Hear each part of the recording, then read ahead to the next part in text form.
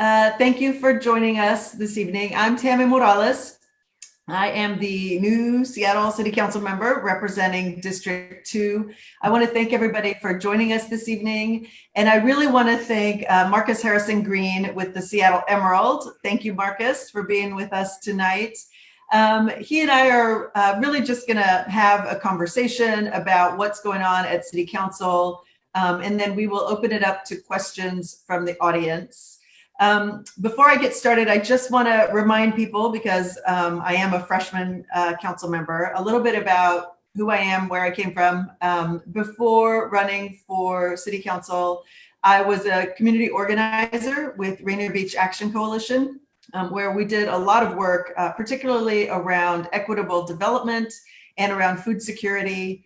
The work that we do in the community is about making sure that we are providing resources to community and really trying to support community-led and community-driven development so that we can have the kind of services and housing and access to good jobs that we want to see here, and that it's really driven by the priorities identified by the community. So that's a little bit about who I am and where I came from. I'm happy to answer more questions from all of you later, but I do want to thank Marcus again for being here. I'm looking forward to our conversation. If you don't know, and I don't know who can't know, that Marcus is the founder of the South Seattle Emerald, a really important community treasure and resource for all of us who want to see the beauty and the ingenuity and the brilliance of our community reflected in the media. That doesn't often happen in some of the mainstream media here in Seattle. So it's part of why I am a rainmaker and a sustainable supporter of the South Seattle Emerald. And I'm really happy to be joined by Marcus. So I'll stop talking for a minute and hand it over to you. I have to say, Tammy, if this city council thing doesn't work out a few years from now, you would make a great hype person, for somebody. But anyhow, it's such a pleasure to join you tonight. Obviously, there's quite a bit going on, and we do want to thank people who have joined us online and via the various live streams. And so, Tammy, I guess we'll get right into it. I know that today is actually designed to have a conversation focused on the city budget, and the budget is, as many people say, a living document of the priorities of a city and how it treats its citizens, and including its most vulnerable. And so I actually just kind of want to start off with what is, I would say, the elephant in the city, but it's more of a, I guess, to Tyrannosaurus Rex in terms of its size, with obviously several people online and in the blogosphere, as well as on social media, which we know is precisely mimics real life. All have several people have talked about your support, obviously, for defunding the Seattle Police Department.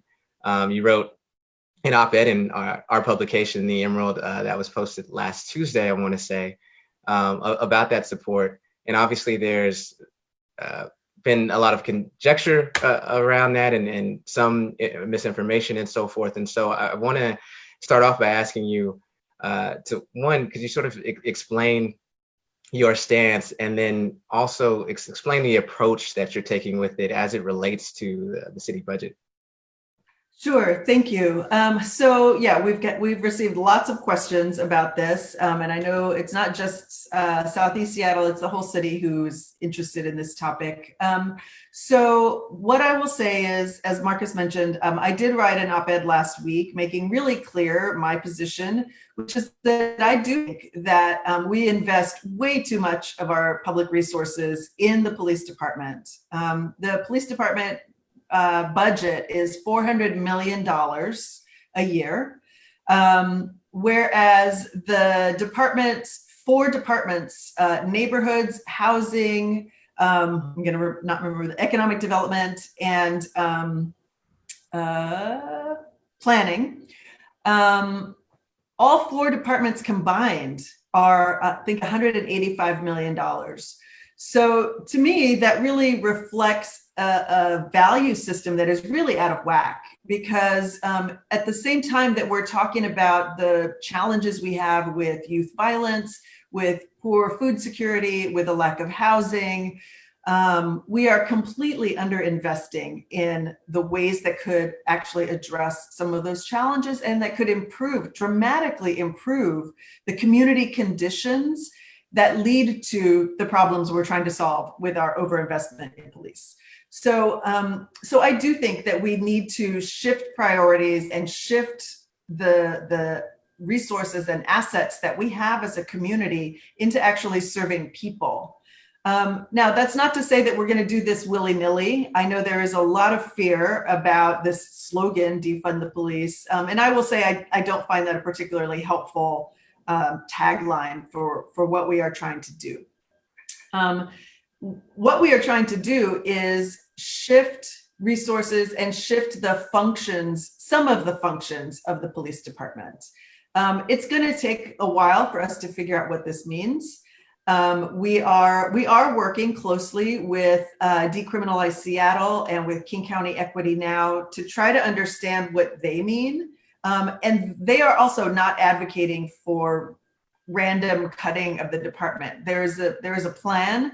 There is a 4-point plan actually, and a timeline of community engagement, research, talking to other cities and other communities about what they've done to shift the way their police departments work. And so we are engaging in a very deliberate and very intentional conversation about how to restructure, what it would look like, and how to shift resources, particularly from things like responding to homelessness, responding to substance abuse or mental health problems that don't require sending an armed officer. Those are things we should be sending social workers and outreach workers and case managers to do.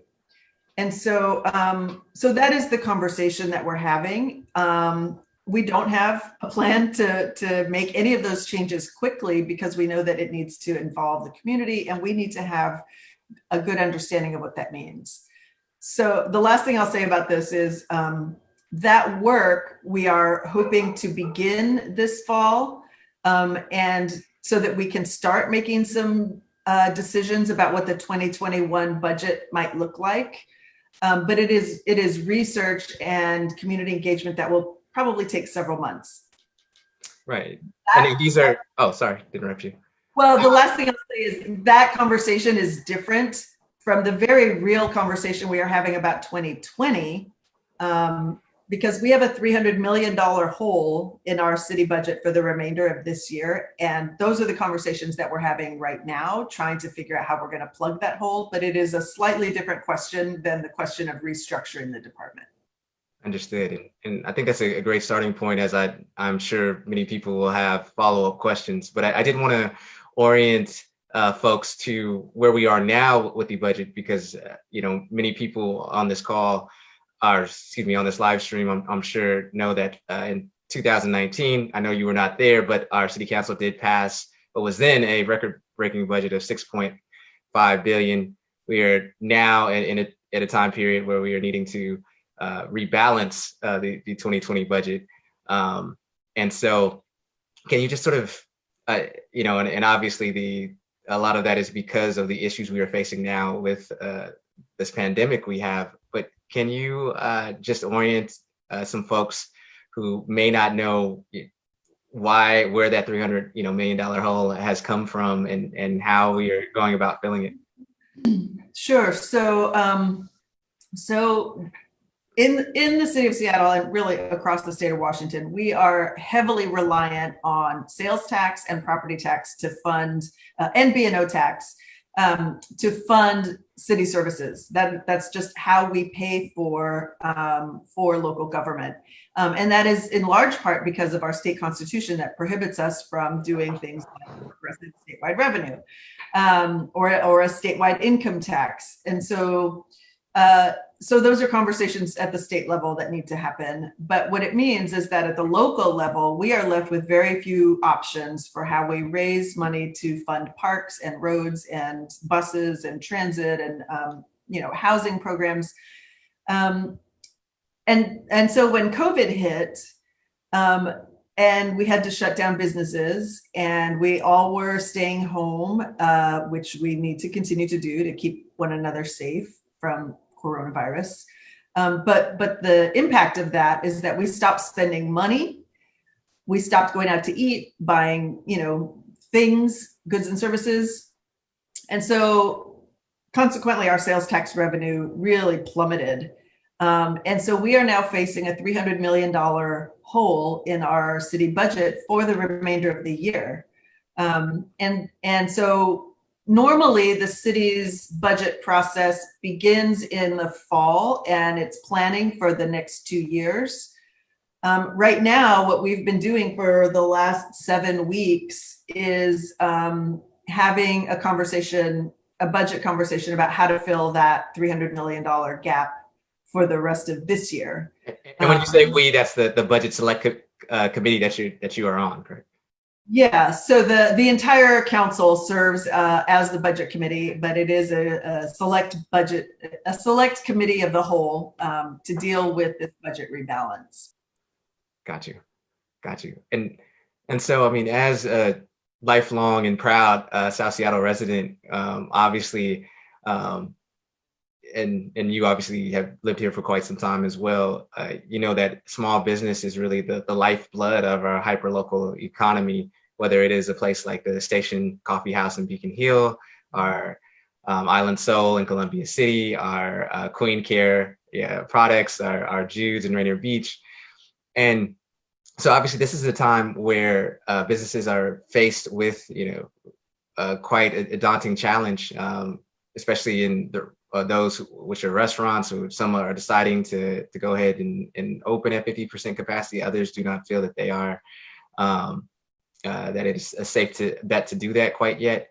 And yet it's, left not only them, but many of their employees reeling. And so how, as you negotiate around this budget, how can folks small business owners make sure, how can they be ensured, I guess, that sort of their interests are being considered as well? Sure. Well, thank you. I mean, this is a hard question, right? Because the city itself is restricted on how much it can support in any individual business, and this is part of the challenge, right? Like I came from Texas. I worked in the Texas legislature, and so on the appropriations committee there. So I understand how we should be receiving information about what our budget looks like. And I will tell you, as a freshman, this is my first time going through the budget process. It's really freaking confusing. We don't have a lot of clear information being shared through the executive branch, and that's who we really rely on to try to understand where our money is coming from and where it's going. So trying to figure out how we can support small business is part of that, because we are getting some federal funds. And with the federal money, we can do granting to businesses. So our Office of Economic Development has been able to provide $10,000 grants basically through the Small Business Stabilization Fund using federal money. We can't use any local money for that. And so that is one way that OED has been trying to provide support. There's not nearly enough of that money. It went really fast. And as a council, we are trying to find additional ways to provide that kind of support as we continue to receive COVID relief money, which we just passed the Jumpstart legislation. Folks Right. might have heard about progressive revenue. Part of that package does include some assistance for small businesses. The other thing that we've done is to try to assist small business tenants. So we do have, earlier in the year, we passed protection for commercial tenants so that they also had an eviction moratorium, so they couldn't be kicked out due to COVID, and have some protections in that way. Now, the governor, I know just today, extended the eviction moratorium for tenants, for residential tenants, through the end of October, which is great. What we're really pushing for is for that to happen for commercial tenants as well, because I was talking with folks today in our district whose landlords want to sell the property, and they're at risk of getting pushed out. So my fear is that this is really going to sort of grease the wheels for disaster gentrification to happen. Right. And we want to make sure that we're doing everything we can to put some protections in place. And the commercial eviction moratorium is one tool for us to be able to do that. Right. That being said, because I know we have, when I've interviewed you in the past, we've talked about disaster, our pandemic, gentrification, pick your poison, I suppose, with that. And one of the things you certainly have brought up is wanting to make sure that the sort of character or integrity of Seattle, specifically Southeast Seattle, where you are a council member, a representative, I should say, stays the same, and that people can continue to afford to live here. That being said, I mean, we obviously don't know the extent of how long this pandemic will last. And so how are you sort of being able to sort of switch into a rapid response mode, if you will, when, as we know, the budget process and political process in Seattle is not necessarily always conducive to expediency? Yeah. So I'm not going to lie, it's been a hard first 6 months. We talk about on-the-job training, right? We came into this in January. 2 months later, COVID hit, and we had to reset and figure out how to, support. Months after that, we had the George Floyd uprising and rebellion, and all of the nexus and intersection of these crises is really, it's really telling, right? We've got the financial crisis, the public health crisis, the impact on small business, on communities, on families, and then we have the reckoning with the racial inequality, the history of racial inequality and oppression in this country, and all of those things are happening at the same time. I will say it is, on the one hand, exhausting. And, my staff and all the city council staff and our policy shop, everybody is working really hard to try to be innovative, to try to make sure we understand what federal money and federal relief is coming and how quickly we could get it out the door. At the same time, I really see this as an opportunity. I hate to think that way in this moment, but it is a chance for us to reset. Because what we've learned in COVID is that this shouldn't be news to anybody, but it's really brought into relief the fact that the systems of oppression, the layers of oppression in our country have devastating impacts on communities of color, on Black and Brown communities, and they're suffering the most and suffering the hardest and the longest because and the soonest, right? It's the essential workers, low-wage workers, people who are renters instead of homeowners. These are the people who are impacted the quickest and the hardest.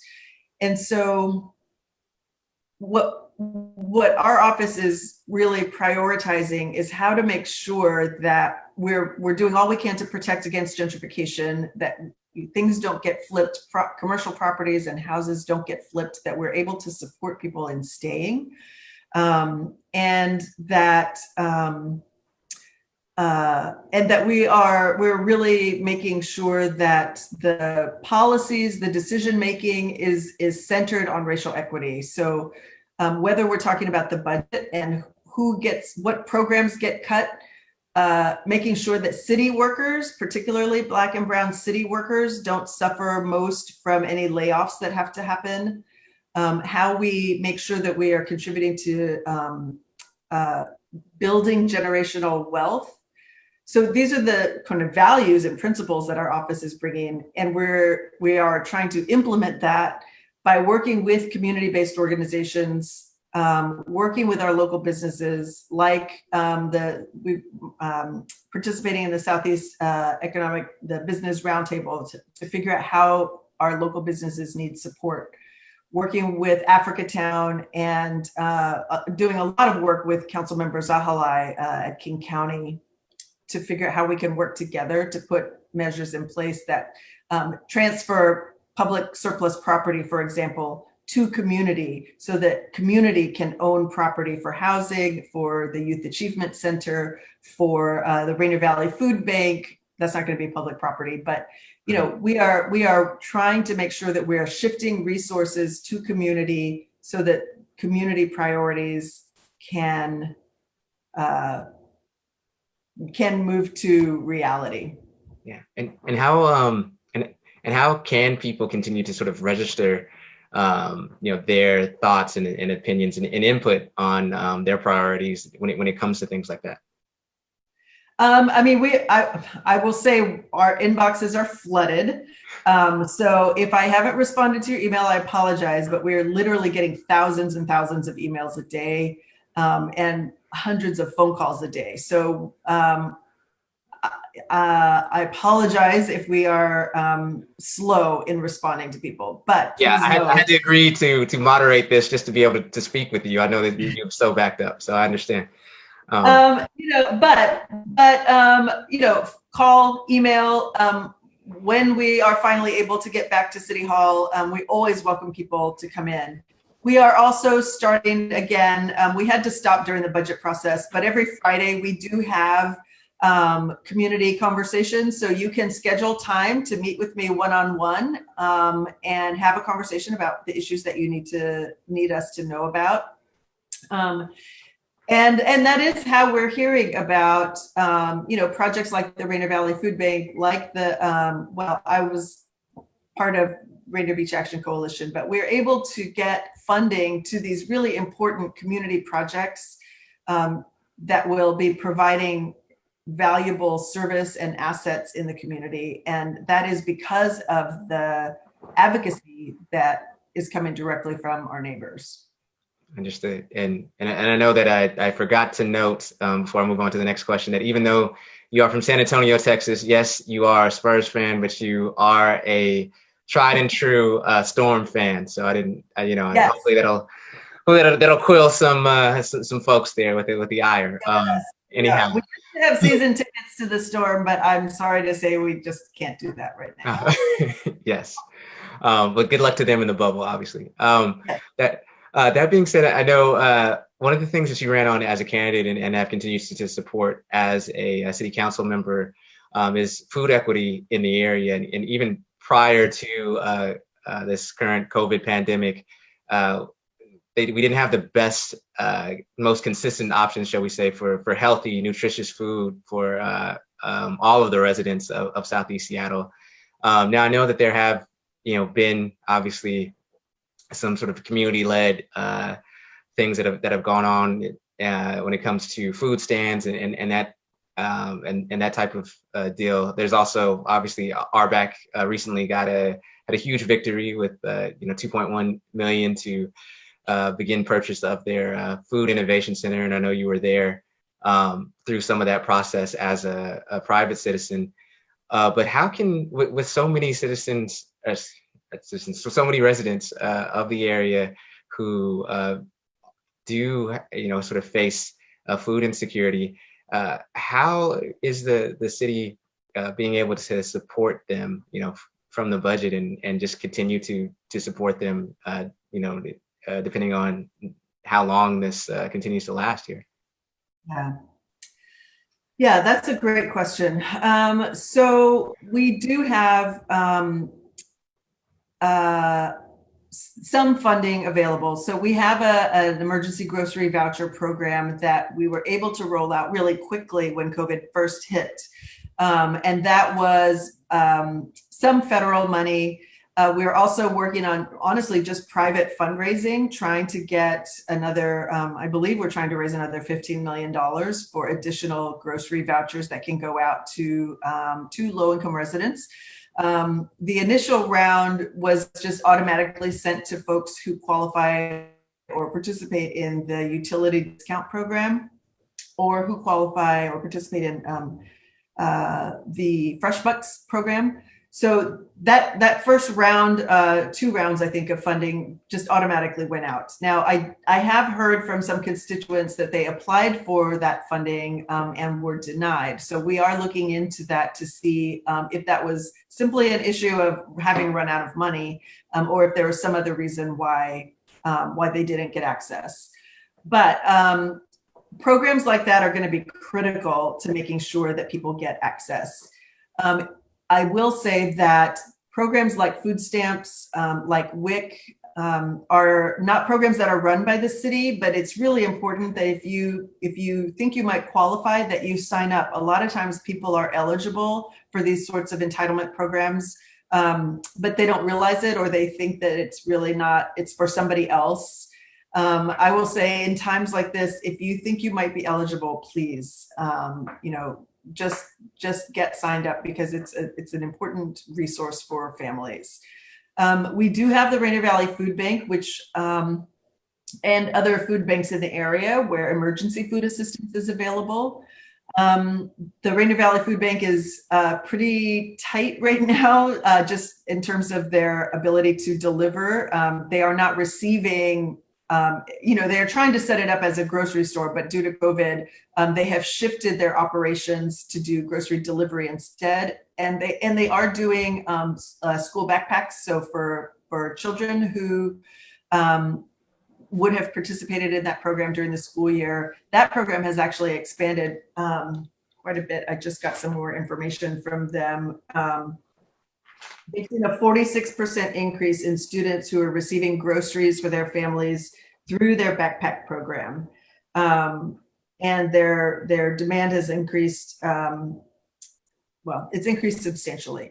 So there are some programs available. I would say if you're struggling, or if you know somebody who is struggling to be able to access food, either the food programs or just needs some help, please let our office know, and we will do everything we can to make sure that we're connecting you with the right resource. All right. Well, turning real quickly, I know that you are a proud mother of 3. And just this week, a couple of days ago, the superintendent of public schools said that it was most likely that all classes will be online when it comes to the fall. So now, knowing that there is a digital divide still in our city, and there are people who don't necessarily have clean access to broadband and so forth. How do you think that the city can support those folks? And the caveat obviously is that the school district, Seattle Public Schools, is a separate entity from the Seattle Council and isn't under its direct control. However, obviously that doesn't stop the City Council from providing support where needed to its residents. Yeah, no, that's a really important question for the families in our district. So you're right. Just to be clear, the Seattle City Council doesn't have jurisdiction over the school district. That is the school board. But we are in pretty regular conversation. We've been talking with Brandon Hersey, our school board director. We've had conversations with the teachers union, and really trying to understand from some of the vice principals and educators here in our community what to expect. We are talking also with the digital equity team at the Seattle IT, in our IT department, and with our partners in King County, because what we are hoping to be able to do is make sure that every student has access to free internet and to the hardware and software that they need. Like you said, I've got 3 kids. I have a 5th grader and an 8th grader. It's been really, it's been hard. I mean, I'm busy. I'm sitting here doing this all day. I don't have time to supervise my children's education. And honestly, I am not an educator. Like, I don't know how to do that. I have huge respect for educators, but that is not my lane at all. So, and I'm, at least now have the privilege of being able to stay home. But we are really worried about what this means for our families and for their ability to have basic things like access to internet and the hardware and software that they need. So we are working on that. School starts on September 2nd, and we know that the school board and the educator unions are still trying to figure out what that plan will be for how our young people will get the access to education that they need. My understanding is that the plans should be available by the end of the month. But our priority is really going to be to make sure that we're holding the school board accountable for getting every student the devices that they need, to make sure that they have coupons for hotspots if we can't get the kind of internet access that people need. And really, I think the question we all need to be asking is what the consistency is going to look like, because from district to district, even from school to school, we know that resources are really different depending on what part of town you live in. And we need to, again, make sure that equity is at the center of all the decisions that are made. So I don't have all the answers, but I do want folks to know that we are in communication with the school board, with the unions, and with the schools in our district to try to make sure that we are mobilizing all the resources we can so that our young people are ready in the fall. And do you feel pretty hopeful about the collaboration that has taken place so far between the district and union and council? Yes. Cautious, yes. I will admit I've been really frustrated that this all hit us really quickly in March. And so I certainly am willing to grant a tremendous amount of grace to the school board and to the district for how they responded quickly in the first couple of months. But we're in the middle of summer now, and it's been pretty clear for a while that the question of whether we would be able to be comfortable sending our kids back to school buildings, I think that's been very questionable for a while. And so I would have expected a more solid plan by now. Understood. But shifting on to a crisis is that some people have said that we have forgotten about, but has never left. There was recently, King County did a point in time count of those who are experiencing homelessness in our locality, and the results weren't great, as you know. Now, this has been something that obviously has predates your time on council by quite a bit, but obviously money in our budget continues to go to attempt to house folks and find a solution to this crisis we have of those who are experiencing homelessness. How can we continue to address that even as we have this budget hole? Sure. Well, you're right. This is the longest running crisis we have.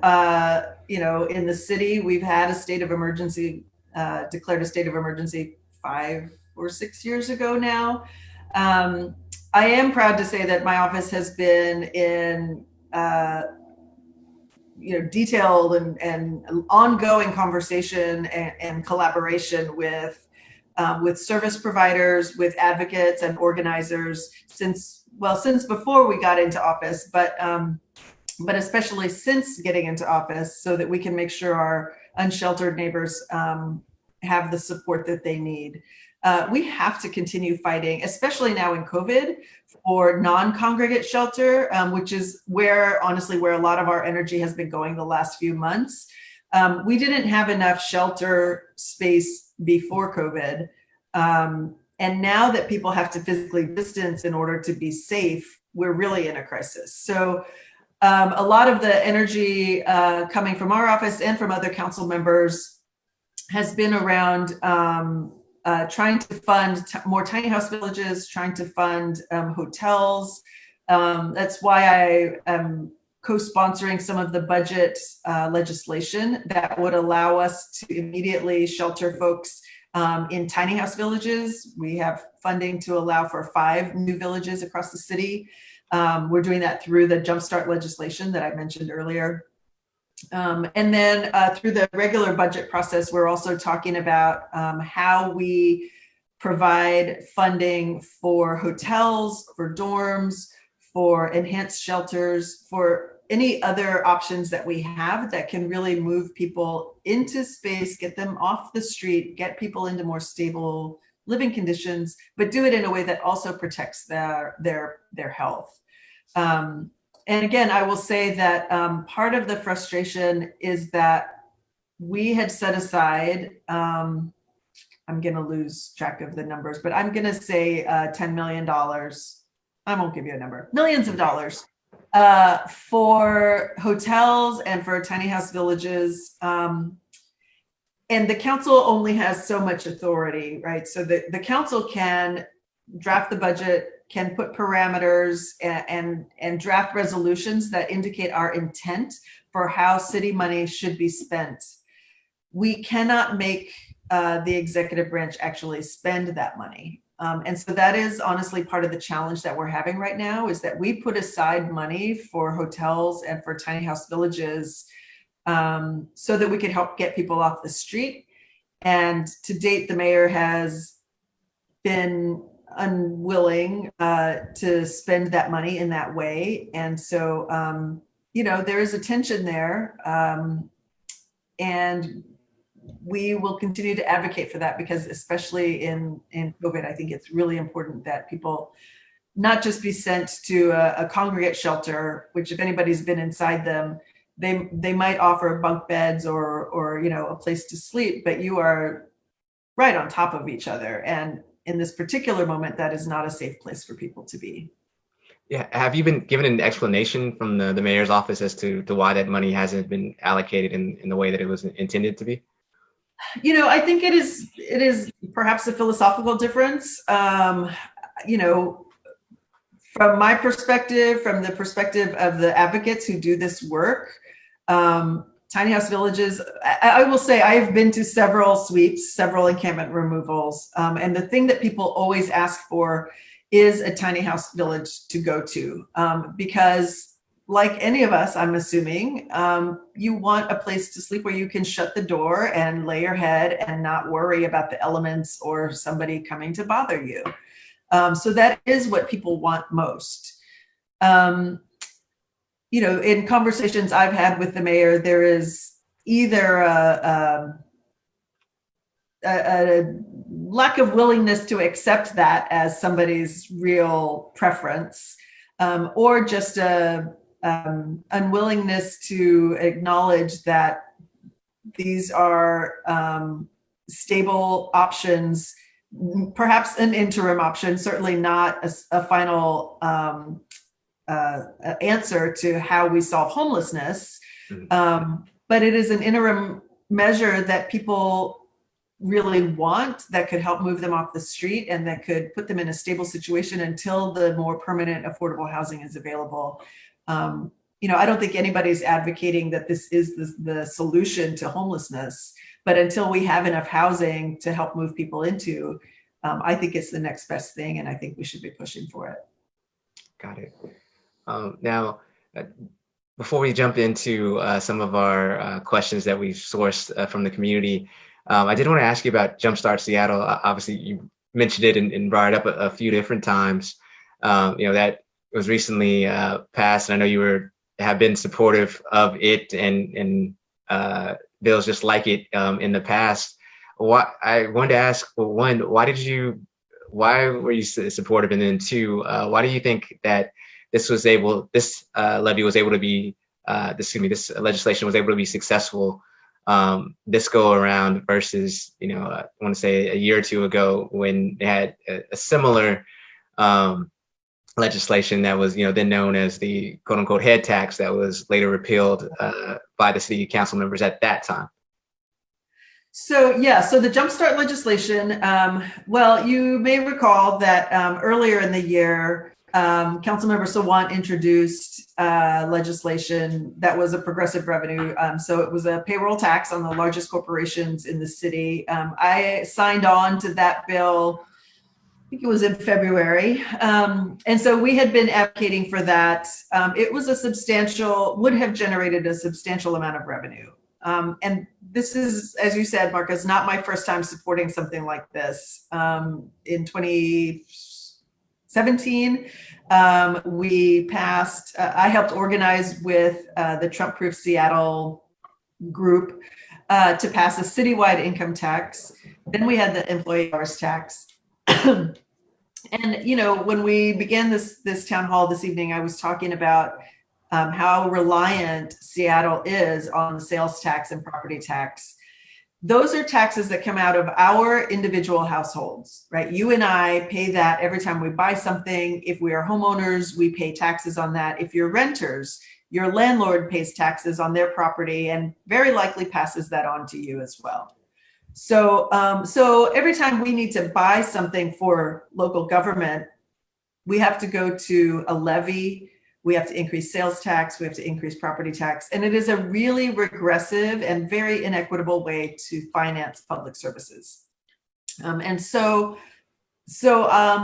think that asking our largest corporations to contribute is a way to reduce some of that regressivity, which is why I was supporting this legislation. The bill. So the tax package that Councilmember Sawant and I were working on was introduced, and then Councilmember Mosqueda introduced a package that she called Jumpstart Seattle. And I think it was, I know it was a much smaller package. It is levied on a smaller percentage of payroll that corporations have. And so, and I will say she did an incredible job organizing and getting support from across different sectors of the community. So that's one reason why it passed. But I have to say, I really think that the political environment has changed dramatically from when we first started having these conversations a few years ago. And I think that, as we were saying before, because of COVID, because of the dire financial situation that so many people are in, because of the real understanding, finally, I think real understanding of how some communities have been under-resourced and under-invested in for generations, and what that means for public health, for education, educational attainment, just for our general well-being as a community. I think there was more willingness to push for it this time, and the council members certainly felt much less worried about the impact or about the repercussions of passing a bill than they seemed to have been a few years ago. So I'm really excited that we've passed it. I think it's going to provide $200-300 million a year for us to do things like provide housing. We've got $20 million for the Equitable Development Initiative, which will invest in our communities of color. We got $20 million for Green New Deal investments, which will support climate justice goals and a transition into more green building and help us move away from a reliance on fossil fuels. So I'm looking forward to what we'll be able to do with that money. All right. Well, thank you, Councilmember Morales. We are going to now shift real quickly into the questions that were sourced from residents of Seattle. Good. So I will start with, looks like this is from Darnell, is the name. It says, why haven't you demanded that the mayor resigned or be impeached? Will you call for will you call for investigation into SPOG President Mike Salon and other officers who have potentially voted fraudulently with their precinct address? Okay, so I did, along with a couple other council members, suggest that perhaps the mayor was not providing the kind of leadership that this city needs right now. I think especially in late May, early June, as the protests were happening downtown, I was there May 31st, I think, that Saturday night when things really went sideways. And it was very interesting to me how quickly the police department responded with force. And I will just say that I don't think that sending armed officers with tear gas and bullets in riot gear, armed to the teeth to respond to nonviolent protesters who were demonstrating their First Amendment rights is the appropriate response. And, I understand that things got really out of hand over time, but in that first couple of weeks, the response was really out of proportion to what was happening on the ground. And so I did say that I thought the mayor should consider resigning because, between her and Chief Best, I just think that their response and their lack of willingness to accept responsibility for what their police department was doing made me and lots of other folks question that. I will say that recently several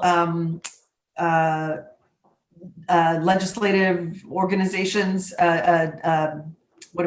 political organizations across the city have called on the mayor to resign. I did just see a letter from the Women's Political Caucus that is also questioning her leadership. So, there are many efforts going on, and I think that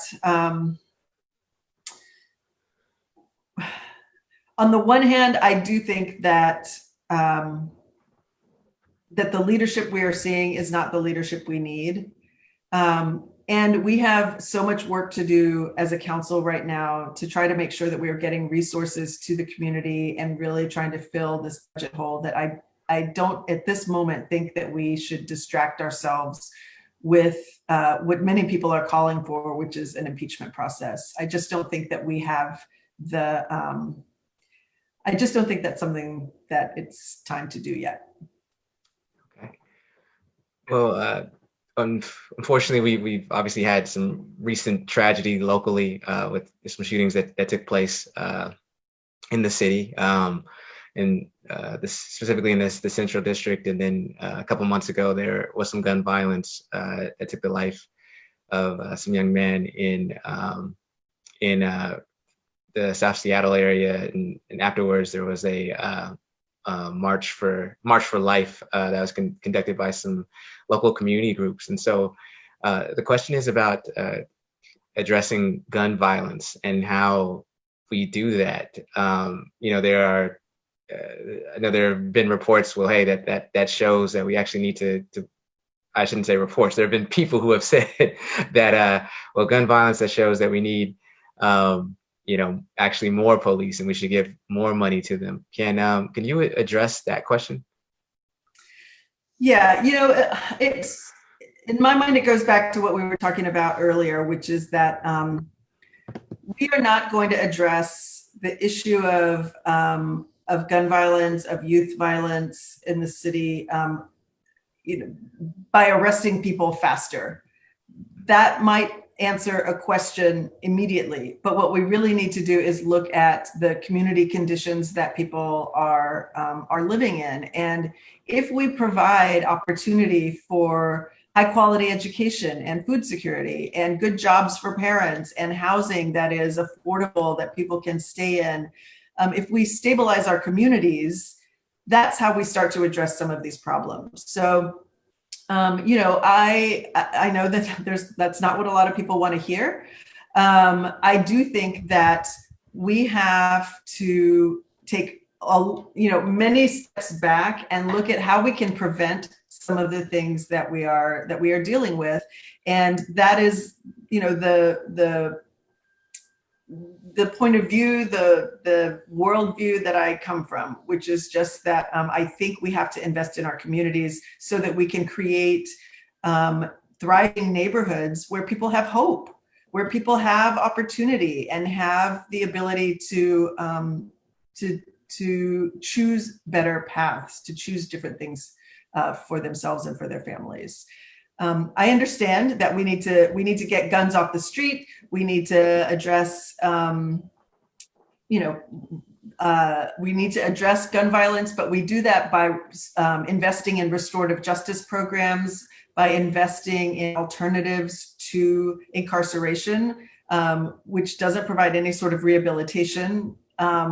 So I really think that for those folks who are engaged in those activities, we need to find ways to connect them to violence interruption programs, to mentors, to job training, to the kind of alternatives that can really help turn their lives around so that they have better alternatives. Right, and I'm assuming that is one of the reasons for the deliberative process that that some members of the city council are going through with their defunding effort. Right. I mean, just yesterday, Dow Constantine announced that he was closing the youth jail. The youth jail that people have spent 8 years fighting against, I think, and we've spent $200 million building. And now that it's finally built, the answer is, oh, right, maybe we shouldn't have done that.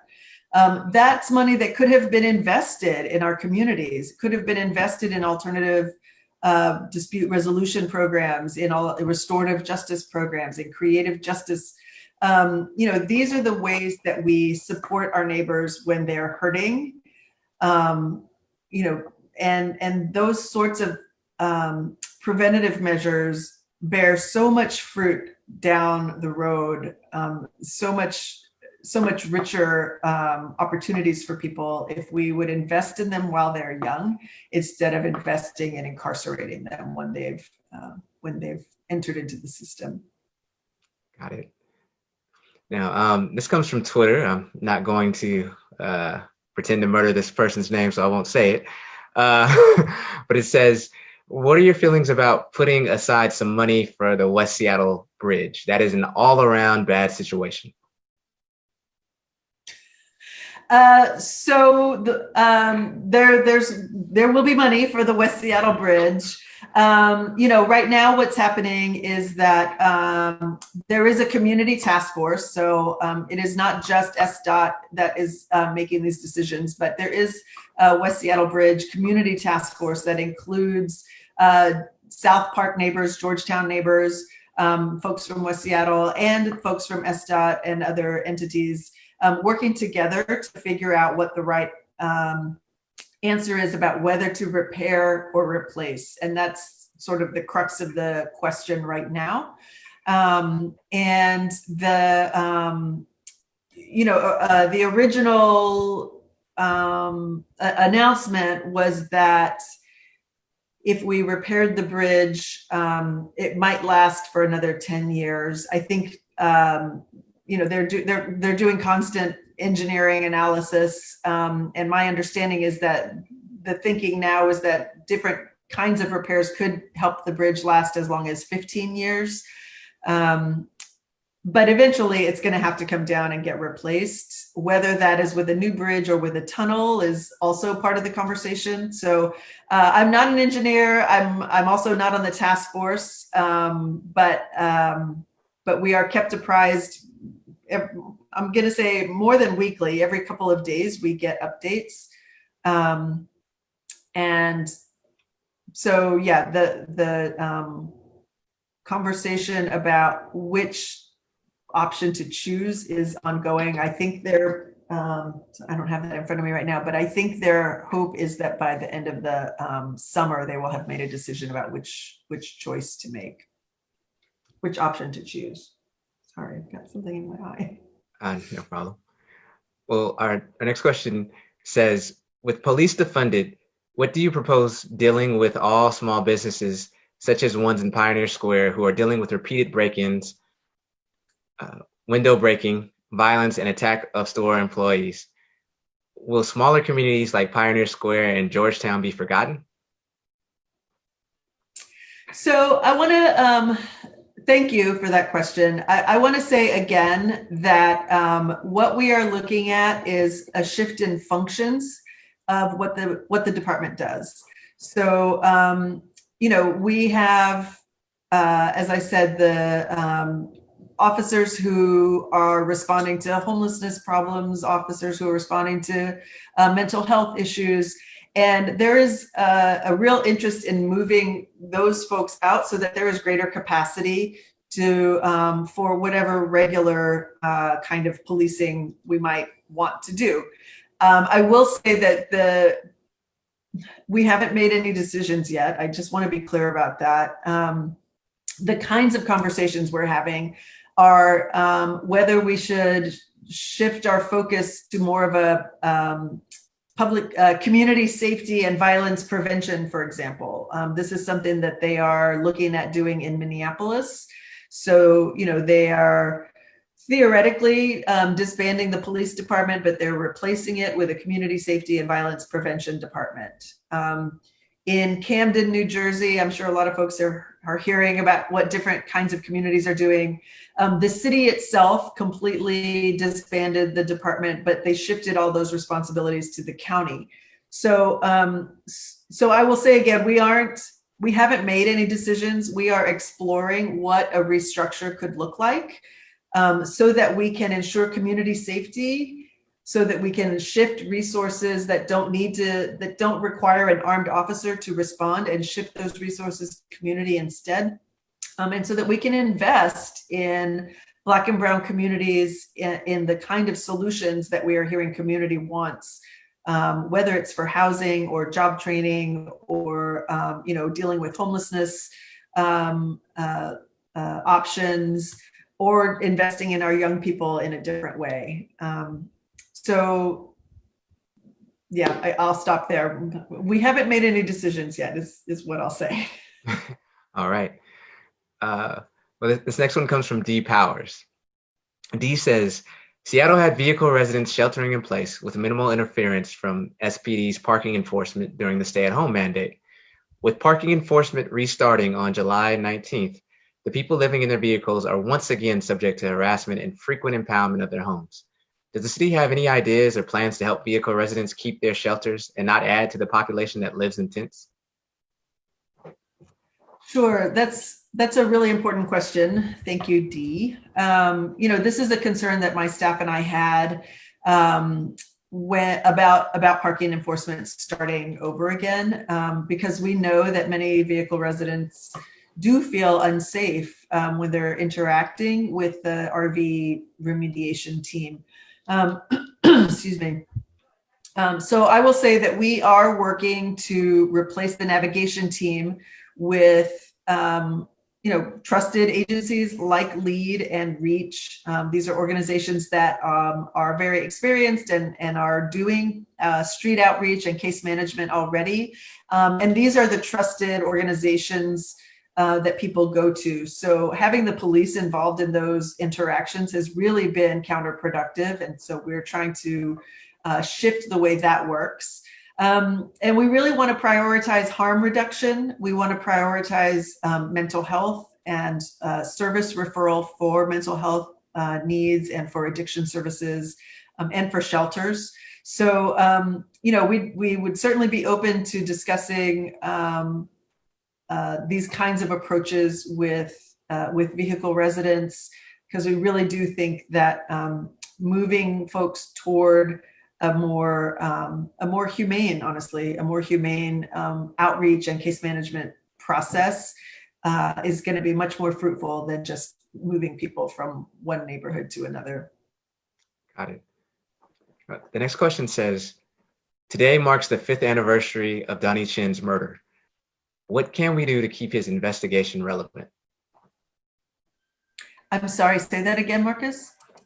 Yeah, sorry, I was having some technical difficulties when you when it's online here. Anyway, it says the question says, today marks the 5th anniversary of Donny Chin's murder.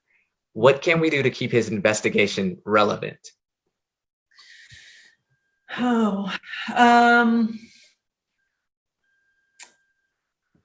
I will say that the kind of public safety, the kind of community safety that Donny Chin provided is honestly, I don't think something that can be replaced. He was such an important figure in the Chinatown International District, and such a resource to people there. His loss is tragic on so many different levels. I think the need to ensure that we continue to push, to continue to advocate. I'm certainly willing to continue to ask for what's the status is of the investigative process. Because that happened, late at night, and I don't think there were many witnesses. If there were any witnesses, it is something that we need to keep pushing for, and I'm happy to continue to have those conversations, because we need to make sure that every stone is unturned in trying to solve that murder and trying to find some justice for his community. Understood. Now, I know this question comes from Yvette, and it says, how can people of color be assured that filling out the census form is safe to do?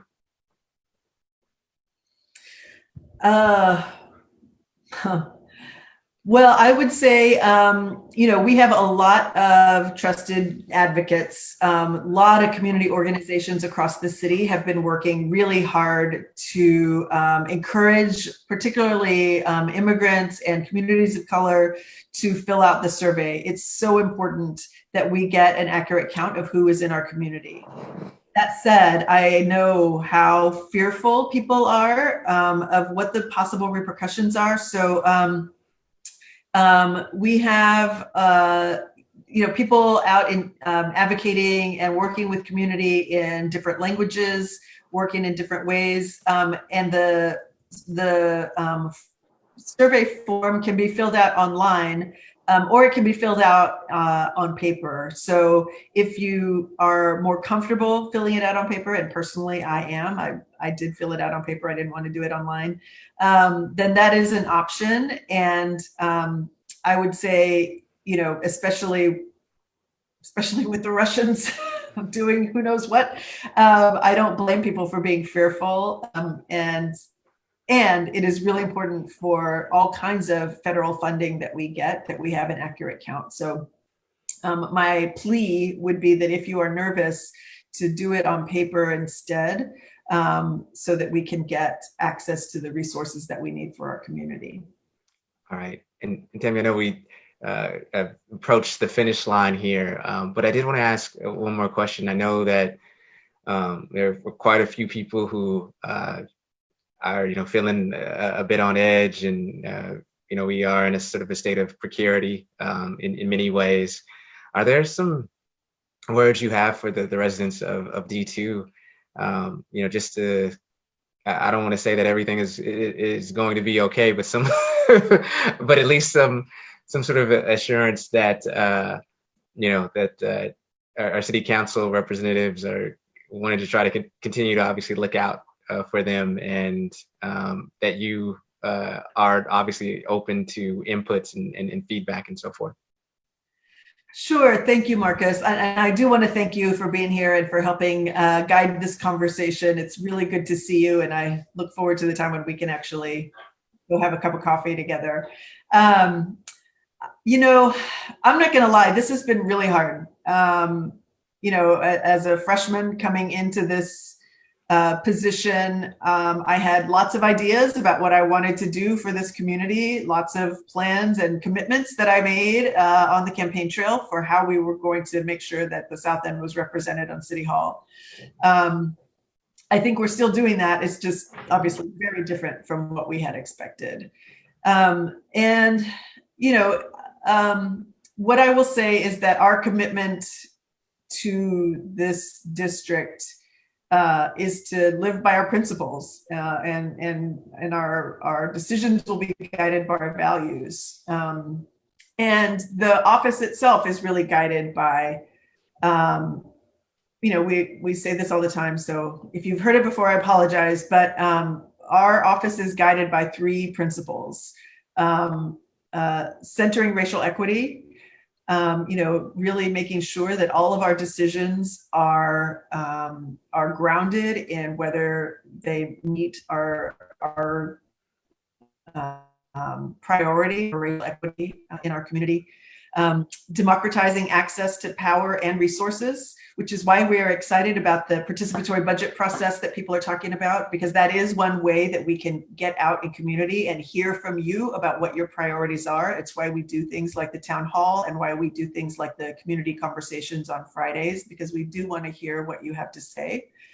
So democratizing access to power and resources, and then planning for the 7th generation. So we are trying, it's been hard to talk about climate justice right now, but through our transportation, through our housing, things that we're moving, through our interest in making sure that our young people are prioritized in how we move the city forward. Those are some of the guiding principles for our office. And I will say that I fully expect our community to hold us accountable. I know folks in the South End are not shy about sharing their opinion, and we welcome that. The other thing I will say, I was actually up in Beacon Hill a couple of weeks ago getting to go dinner, and a neighbor came up and said, Tammy, I don't always agree with you. I think he might have said, I often don't agree with you, but I always know where you stand. And he appreciates that. And so, that's what I will leave you with. I understand that we might not always agree, but I will always be clear about why I think we need to do something in a certain way, and we can continue to have a conversation. And I fully expect that you will continue to hold me accountable. Right. Well, Tammy, it was a pleasure as always. Thank you to everybody who asked a question. I'm sorry if I didn't get to all of them, but I did my best. And everybody, please stay healthy, stay safe, and wishing everybody good fortune. Thank you. Thanks for being here, everybody.